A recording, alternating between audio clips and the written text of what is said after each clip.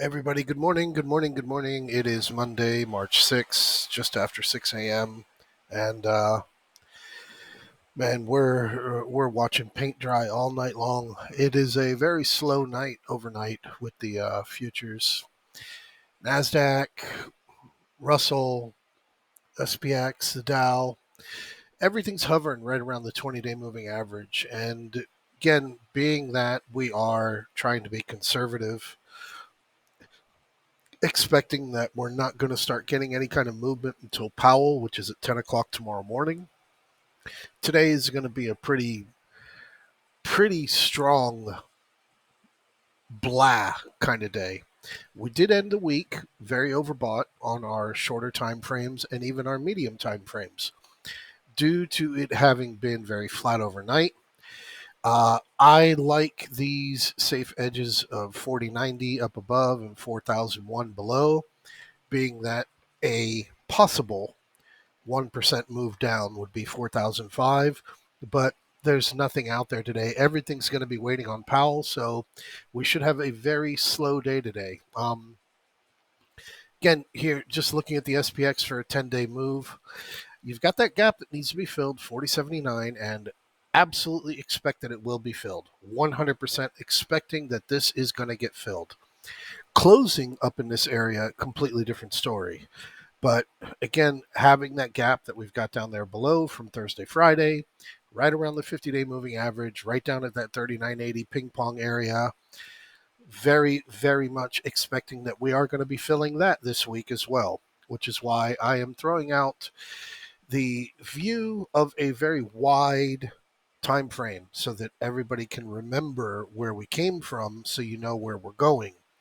And from this possible ABC pattern, because this was way too short, the gray zone up here on the top, I'm showing you where your 4100 is. You remember 4100 over here in September, it was actually 4119, and then you had the CPI drop, bam. You had your 4100 here in November. You had your 4100 here in December. Then we had the 4100, which the FOMC broke. And we broke up above it. And we went to that 4195 right there on the FOMC. And as you see, we cratered down below that.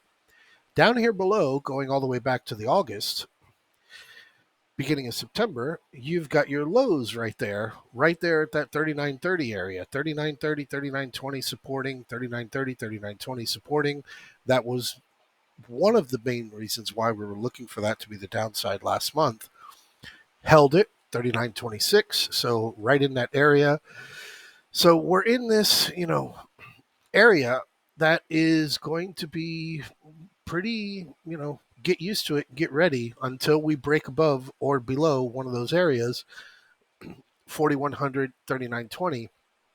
I apologize for using areas too much. I, like you, also just woke up and only had a half a cup of coffee. But yeah, 4100 and the 3930, these are your barriers from a much wider time frame point of view. Shorter time frame point of view, your barriers are 4020 and 3980. We've already been through that for a couple of weeks.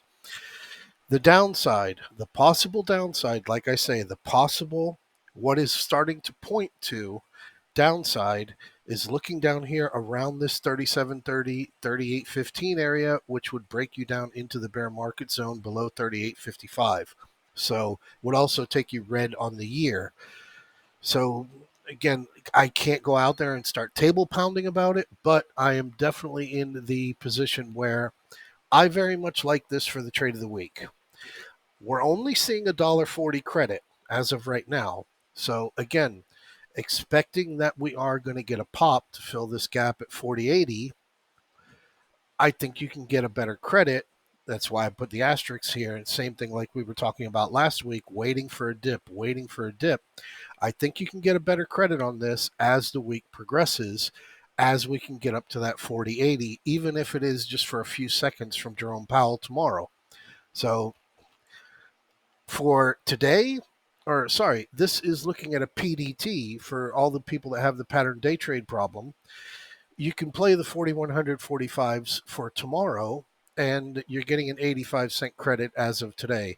Again, expecting that Powell is going to pop us. Whether or not we can hang there, different story. But for those that have PDT problems, this is something that you can have on your screen for a possible not having to day trade something today and getting a little bit better credit. But yeah, from SPY, same thing. Came down to that resistance, that 2022 resistance line, made contact with it on Thursday. That was one of the other reasons why I was saying we had a perfect bottom. Boom, big rally to the upside, right to the 50 retracement, 405.08 overnight to our February highs, and still with this gap to be filled up here. And you can almost see from the pattern that we're looking at, which I'm not a chart pattern guy, you got the same shit that you have over here on Thursday before you had that move up. There's no catalyst today. There's no economic news today. There's nothing out there today. So today, looking very blasé, very likely between this 4090, 4001 area. I would even go on to say that 4020 doesn't break. I would definitely be looking a little bit further than 4090, but if you want to go take the risk, your risk is going to be on that gap fill area at 4080, and I'll share that in the email. Apologies for even making you have to watch this because it's going to be a very, very slow Monday. So see you guys in the chat room.